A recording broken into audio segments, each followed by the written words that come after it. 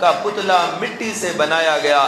انسان کو اللہ نے مٹی سے بنایا اور مٹی ہم کو پاک کر دیتی ہے. مٹی ہی سے ہم کو اللہ تعالیٰ اناج اور رزق دیتا ہے اور مٹی ہی کے اندر جا کر ہم مٹی کے اندر مل کر مٹی بن جاتے ہیں. تو انسان کی بنیاد مٹی سے ہے اور ہمارا اختتام بھی مٹی ہی پر ختم ہو جاتا ہے. تو وضو کرنے کے لیے اگر پانی میسر نہ ہو تو زمین پر ہاتھ مارے, دونوں ہاتھ نیت کر لے کہ میں پاکی حاصل کرتا ہوں, میں طہارت حاصل کرتا ہوں, اور اس نیت کے ساتھ زمین پر ہاتھ مارے اور مارنے کے بعد ہاتھ کو سیدھا کر لیا اور اس کے بعد پھر 3 مرتبہ اس طرح سے جھٹک لیا تاکہ کوئی کنکرے وغیرہ ہاتھ کو نہ لگے ہو, ہتھیلیوں کو, انگلیوں کو. تو اس طرح 3 دفعہ ایسا جھٹکنا یہ سنت ہے. اس کے بعد چہرے کا مسح کر لینا, چہرے کا مسح کرنا 1 مرتبہ کر لیں لیکن پورے چہرے کا کرنا. اس میں پلکوں کا بھی ہوگا, آنکھ بند کر کے بھی کریں گے. ہونٹوں کو ایسے میچ لینا, بند کر لینا بہت زیادہ, کہ عمومی طور پر جیسا منہ بند کرتا ہے آدمی تو جتنے ہونٹ کھلے رہتے ہیں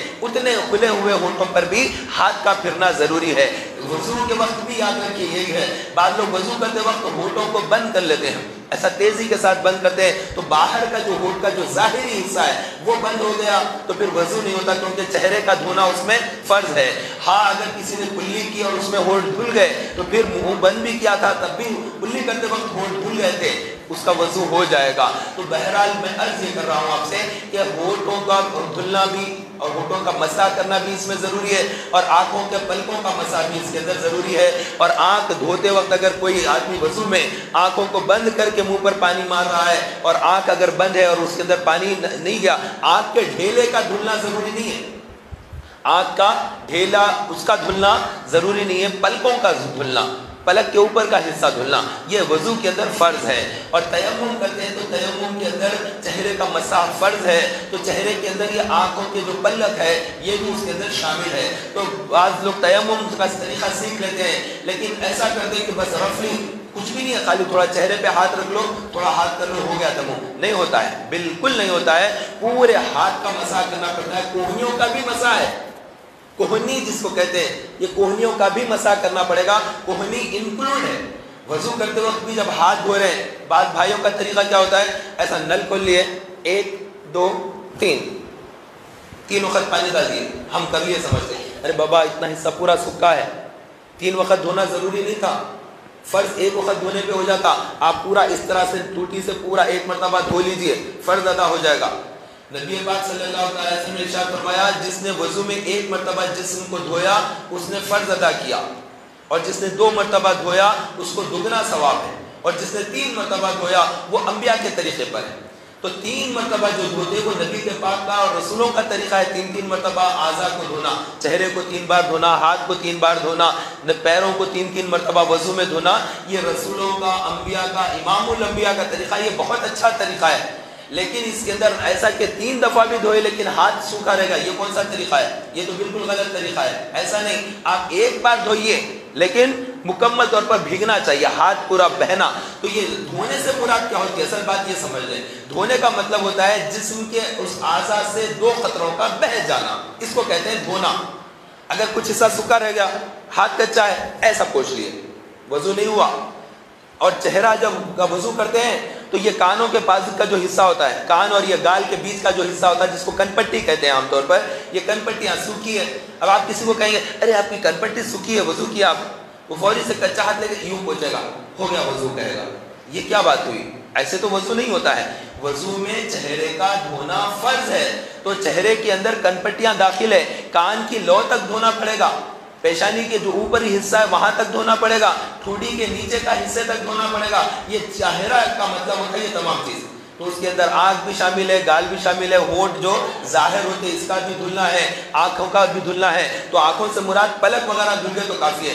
آنکھ کے ڈھیلے کے اندر بھی پانی ڈالنا اتنا ضروری نہیں ہے, آنکھ اگر ہلکے سے بند رکھ کے اگر دھو لیا ہے تب بھی وضو ہو جائے گا. تو یہ چیزیں ہیں جس کا معلوم ہونا ضروری ہے. وضو اگر نہیں ہوگا نماز نہیں ہوگی, آپ کی نماز رائے گا گئی, جبکہ اگر آپ کا وضو صحیح نہیں ہوا. تو اس طرح غلطی کرتے ہیں. اور بعض لوگ پیر دھوتے ہیں, ایڑیاں سوکھی رہ جاتی ہیں. اللہ کے نبی علیہ السلام عصر کا وقت تھا, ایک مرتبہ قافلہ روکے, ایک جگہ پر قافلہ جا رہا تھا, قافلہ رک گیا مسلمانوں کا. اللہ کے نبی علیہ السلام نماز کے لیے رکے تو ایک صحابی آئے اور وضو کر کے وہ تیزی سے نماز کی طرف آ رہے. اللہ کے نبی علیہ السلام نے ان کی ایڑی کو دیکھا, एड़ी को देखा वो सहाबी की, और इरशाद फरमाया तुम एड़ियों को धो, और जो वजू के अंदर जो एड़ियां नहीं धो जाती उतना एड़ियों का हिस्सा जहन्नम में है, ये इरशाद फरमाया। तो जो लोग पैर धोते नहीं बराबर, वजू के अंदर एड़ियां नहीं धोते, एड़ियों के अंदर बास को क्या होता है, सर्दी की वजह से या जिस्म में कैल्शियम या खून की कमी की वजह से पीछे एड़ियों में हल्के से सुराखें और लकीरें पड़ी रहती है, तो उसको भी थोड़ा रगड़ कर धो लेना चाहिए। कुछ देर अगर आप बैठकर वजू में पानी बहाएंगे, कुछ सेकंड अगर आप बदन पे से पैरों पे से पानी बहाएंगे तो वो हिस्सा गीला हो जाएगा, कच्चा हो जाएगा, फिर पैर को रगड़ेंगे जमीन पर, पत्थर पर या हाथ से ही रगड़ेंगे, तब कहीं जाकर वो पैर की एड़ियां सही तौर पर धुलेंगी। नहीं, वैसा नहीं किया, बस तेजी से इधर इधर पानी मार लिया और आकर नमाज के लिए डर गए, नहीं होगा। वजू के अंदर एड़ियों का धोना फर्ज है, पूरा पैर धुलना फर्ज है। तो हमारे फराइज में अगर कमी रहेगी तो नमाज नहीं होगी। नमाज के लिए लाजिम है 4 चीजों का मुकम्मल होना, और उसके अंदर चारों वजू के जो 4 फर्ज है उसमें से एक चेहरे का धुलना, दूसरा दोनों हाथों का कोहनियों समेत धुलना, कोहनियों तक नहीं बल्कि कोहनियों समेत। समेत का मतलब इंक्लूडिंग, एल्बो भी इंक्लूड है इसके अंदर, उससे ऊपर तक। एक मतलब हज़रत सैयदना अबू हुरैरा रज़ियल्लाहु तआला अन्हु वज़ू कर रहे थे, साहबी रसूल है अबू हुरैरा रज़ियल्लाहु अन्हु, जिनसे बहुत सारी हदीसें रिवायत होती हैं, ये बहुत ज़्यादा हदीसें इनसे आती है। ये वो हैं जो नबी पाक सल्लल्लाहु अलैहि वसल्लम की बारगाह में हाजिर हुए और अर्ज़ किया कि या रसूलल्लाह, मैं चाहता हूँ कि मुझे बहुत सारी हदीसें याद हो, लेकिन मेरा हाफ़िज़ा कमज़ोर हो, मेरा मेमोरी पावर, हाफिजा मेरा बहुत ज़्यादा वीक है, कमज़ोर है। उन्होंने शिकायत किया कर अपने हाफिजे की कि मुझे हाफिजा मजबूत चाहिए। तो ये सहाबा का ईमान था, सहाबा का अकीदा था, वो हर चीज़ की दुआ, हर चीज़ के लिए बारगाह रिसालत माब में आकर अर्ज़ किया करते। तो आकर उन्होंने कहा कि मेरा हाफिजा कमज़ोर है, तो अल्लाह के नबी अलैहिस्सलातु वस्सलाम ने फरमाया तुम अपनी चादर फैलाओ। तो उन्होंने अपनी चादर फैलाई, उनके पास चादर थी, उन्होंने चादर ऐसा लेकर फैला कर ठहर गए रसूल पाक सल्लल्लाहु अलैहि वसल्लम के साथ। तो रसूल पाक सल्लल्लाहु अलैहि वसल्लम ने उसके अंदर कुछ डाला, देखने में तो कोई चीज़ नजर नहीं आ रही, लेकिन आप सल्लल्लाहु अलैहि वसल्लम ने उसके अंदर डालकर फरमाया कि इसको अपने से लगा लो। उन्होंने चेहरे से और सीने से उसको लगा लिया, बस वो लगाना था। उनका सीने में इतनी हदीसें जमा होना शुरू हुई, वो इतनी याददाश्त मजबूत हो गई, जो हदीस होती, जो अल्फाज होते, वही अल्फाज वो कहा करते दोबारा। एक मरतबा नबी पाक सल्लल्लाहु अलैहि वसल्लम ने खुतबा दिया, वो पूरा खुतबा दोबारा वो सुना देते, पहले एक ही बार सुनकर। तो अल्लाह के नबी अलैहिस्सलातु वस्सलाम वो हैं जो चाहते हैं अता करते हैं, जो चाहते हैं अता करते हैं। हाफिजा नहीं है किसी के पास, वो हाफिजा अता कर देते हैं। हाफिजा तो एक अलग चीज़ है, कोई डॉक्टर थोड़ी देगा हाफिजा, कोई हकीम थोड़ी हाफिजा कमज़ोर है तो ये दे देगा, नहीं, ये अल्लाह के नबी हैं, ये हकीमों के भी तबीबों के भी तबीब हैं, वो हर बीमारी का इलाज करने वाले हैं, वो हमारे तबीब हैं। तो उन्होंने हाफिजा अबू हुरैरा को अता किया, तो वो उसके बाद आप देखेंगे बुखारी, मुस्लिम, तिरमिज़ी, इब्न माजा, अबू दाऊद, निसाई शरीफ, जो भी किताबें देखेंगे उसमें अबू हुरैरा से रिवायत है, अबू हुरैरा से रिवायत है, यहीं पर मिलता है। तो ये इनको कहाँ से इतनी हदीसें याद आ गई, कैसे इनका हाफिजा इतना मजबूत हुआ? ये अताए नबुविया है, इनको अल्लाह के नबी की तरफ से अता हुआ था, उस वजह से ये सहाबी बहुत ज़्यादा हदीसें रिवायत करते हैं। तो ये रसूल पाक सल्लल्लाहु अलैहि वसल्लम के पर्दा फरमाने के बाद एक शख्स आया मदीने मुनव्वरा में और आकर देखा तो अबू हुरैरा रज़ियल्लाहु अन्हु को वज़ू करते हुए देखा। वो वज़ू कर रहे थे तो उन्होंने अपने आस्तीन को चढ़ाया, इतना ऊपर किया कि डंड पूरे नजर आ रहे थे। ऐसा ढीले आस्तीन हुआ करते थे, हमारी तरह ऐसे टाइट थोड़ी होते, तो ढीले आस्तीन थे, तो पूरा ऊपर तक चढ़ा लिया। चढ़ाकर हजरत अबू हुरैरा रज़ियल्लाहु अन्हु वज़ू कर रहे थे। तो वो नौजवान आया, ये भी हदीस पाक में है, तो वो नौजवान आया और आकर कहने लगा कि अबू हुरैरा, आप ऐसा वज़ू कर रहे हैं, आप तो डंड भी धो रहे हैं। तो आप वज़ू करते करते रुके, उसकी तरफ देखा, फिर इरशाद फरमाया, अगर मुझे मालूम होता कि तुम यहाँ पर हो और मुझे देख रहे हो तो मैं यहाँ वज़ू ही ना करता। फिर फरमाया कि मैंने रसूल अकरम सल्लल्लाहु अलैहि वसल्लम को ये फरमाते हुए सुना है कि जो वज़ू के आज़ा धुलते हैं, अल्लाह तबारक व तआला हश्र के दिन उसको रोशन करेगा, तो तुम में से जो जितना ज़्यादा रोशन कर सकता है कर लो। ये नबी पाक सल्लल्लाहु अलैहि वसल्लम ने फरमाया। आज़ाए बदन जो धुलते हैं, वज़ू में चेहरा धुलता है, हाथ धुलते हैं, सर का मसा होता है, दोनों पैर टखनों समेत धोते हैं। तो अल्लाह के नबी अलैहिस्सलाम ने फरमाया वज़ू के दरमियान में जो आज़ा, जो बॉडी का पार्ट्स धुलते हैं, वो क़यामत के दिन चमकेंगे, एकदम रोशन रोशन होगा जिस्म का उतना हिस्सा। तो तुम में से जो जितना ज़्यादा चमका सकता है चमका लो। تو اس لیے میں نے اور زیادہ چمکانا ہے، میرا ہاتھ سب کی طرح یہاں تک نہیں بلکہ بہت زیادہ میرا ہاتھ چمکے، تو اتنا اوپر سے دھوتے۔ تو آپ وضو کرتے وقت اپنے ڈڈوں کے پاس سے دھویا کرتے تھے۔ تو ہمیں بھی ذہ نصیب ہم بھی تھوڑا اور اوپر سے دھو لیں کہ ہمیں بھی قیامت کے دن ہمارا بھی چہرہ زیادہ روشن رہے۔ کتنا اچھا دکھے گا، سب کے ہاتھ یہاں تک چمک رہے ہوں گے، لیکن ہمارے ہاتھ اور زیادہ چمک رہے ہوں گے کیونکہ ہم نے زیادہ وضو کیا ہے، ہم نے زیادہ نمازیں پڑھی ہے، تو زیادہ چہرہ روشن ہوگا، زیادہ ہاتھ روشن ہوں گے۔ تو یہ وضو کرتے وقت میں ہاتھوں کو کوہنیوں تک دھوئیں گے تو وضو ہی نہیں ہوگا، یہ حصہ سوکھا رہ جاتا ہے۔ گرما کے دنوں میں پھر بھی جسم سے پسینہ نکلتا ہے، تھوڑا دھوتے ہیں تو پھر بھی دھل جاتا ہے۔ سردی کے دن آئیں گے تو سردی کے دن میں تو جسم سکڑ جاتا ہے، جلد جو ہے قریب ہو جاتی ہے، اکڑ جاتی ہے، ویسے ٹائم پر پانی اور زیادہ استعمال کرنا پڑتا ہے۔ ٹھنڈا پانی رہے گا تو آدمی ڈر کے اور کم استعمال کرے گا تو وضو ہی نہیں ہوگا۔ اور اللہ کے نبی علیہ السلام نے ارشاد فرمایا جو سخت سردی کی رات میں کامل وضو کرتا ہے اللہ تعالیٰ اس کو دگنا ثواب عطا کرتا ہے، ثواب زیادہ ملے گا، اس لیے کیونکہ اس نے سردی کے موسم میں وضو کرتا ہے۔ مولا کائنات حضرت سیدنا علی کرم اللہ وجہ الکریم سردی کی لمبی لمبی راتوں میں کھڑے رہ کر لمبی نمازیں پڑھنے کو پسند فرماتے۔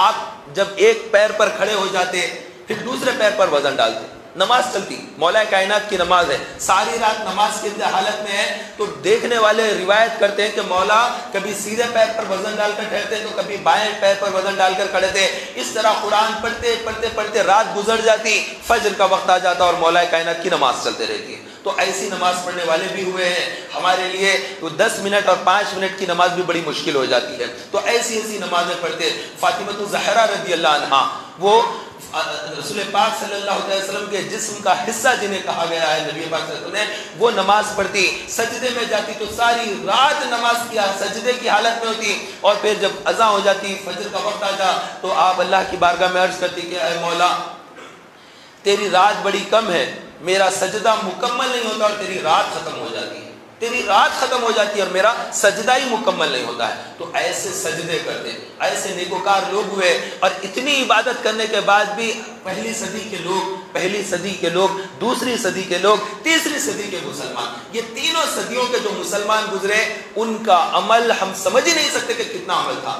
جمعے کے لیے وہ لوگ پہلی صف پکڑنے کے لیے کہ جمعہ کے دن ہمیں پہلی صف پکڑنا ہے، اتنا شوق ہوتا تھا ان کے اندر نماز کا کہ پہلی صف پکڑنا ہے، پہلی صف پکڑنا ہے۔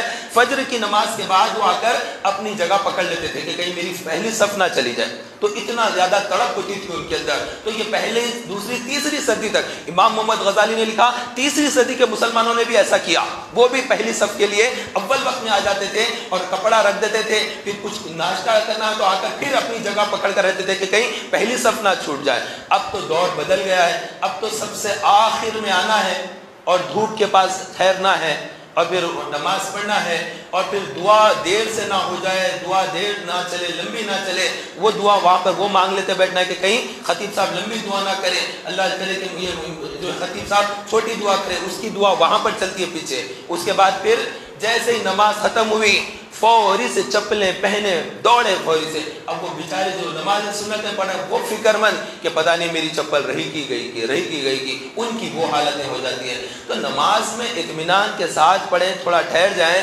جمعہ عید المومنین ہے، جمعہ یہ مسکینوں کا حج ہے، جمعہ تمام دنوں کا سردار ہے، تو جمعہ کے دن آئے تو تھوڑا اطمینان رکھیں۔ اللہ تعالیٰ نے قرآن مجید میں مکمل ایک سورت جمعہ کے اوپر نازل فرمائی۔ یہ اتنا بڑا دن ہوتا ہے کہ اس کے اندر کوئی مسکین آدمی ہے جو مکہ نہیں جا سکتا، اس کا حج جمعے کے دن ہو جاتا ہے، نماز پڑھتا ہے تو اللہ تعالیٰ اس کو حج جیسا کر دیتا ہے۔ تو اتنا بڑا اجر و ثواب ہے، تو جمعے کے اندر جلد بازی نہ کریں۔ اور بعض لوگوں کی حالت یہ ہوتی ہے مؤذن صاحب اذان دے دیتے ہیں جمعہ کی، اس کا کاروبار ہی ختم نہیں ہوتا ہے، وہ اور تجارت کرے گا اور بیچے گا، خریدے گا بیچے گا، وہ کاؤنٹر کے اندر پیسے ڈال لیتے رہے گا، گن گن کر خوش ہوتے رہے گا کہ نہیں ابھی اور چلانا ہے۔ جمعہ کی اذان جب ہو جائے تو اس کے بعد کاروبار کرنا، تجارت کرنا حرام ہے، کبیرہ گناہ ہے۔ وہ عیسائی لوگ تھے، وہ یہودی لوگ تھے، انہیں جو دن دیا تھا اس دن کی قدر نہیں کرتے تھے، انہیں ہفتے کا دن دیا گیا تھا یہود کو کہ ہفتے کا دن تم خاص عبادت کرو۔ عیسائیوں کو اللہ نے اتوار کا دن دیا تھا، قوم عیسیٰ کو اللہ نے اتوار کا دن دے دیا، قوم داؤد کو اور وہ قوم وہ قوم عزیر علیہ السلام کی قوم کو اللہ نے اتوار کا دن ہفتے کا دن دیا تھا، اور اس قوم کو آخری نبی صلی اللہ علیہ وسلم کی امت کو اللہ تبارک و تعالیٰ نے جمعہ کا دن دیا ہے کہ تم جمعہ کا خاص اہتمام کرو. تو جمعہ کے دن غسل کریں کہ یہ سنت ہے، اور اگر غسل نہیں کر سکتے تو اچھی طریقے سے وضو کر لیں، نماز ہو جائے گی. غسل کرے گا تو زیادہ ثواب ملے گا. اور آپ کے پاس جو لباس عمدہ ہے وہ عمدہ لباس پہنیں. ممکن ہو عطر اگر آپ کے پاس میسر ہے تو عطر، خوشبو لگائیں، سرما لگائیں اور مسواک کریں. جمعہ کے دن کا خاص طور پر اہتمام کریں کہ یہ اللہ کے حبیب صلی اللہ علیہ وسلم نے ایک امامہ الگ سا رکھا تھا اپنا. نبی پاک صلی اللہ علیہ وسلم ہمیشہ سادہ سا امامہ شریف ہوتا، لیکن جمعہ کے دن خصوصی طور پر امامہ ہوتا. لیکن ہمارے یہاں پر امامے کا رواج ختم ہو گیا.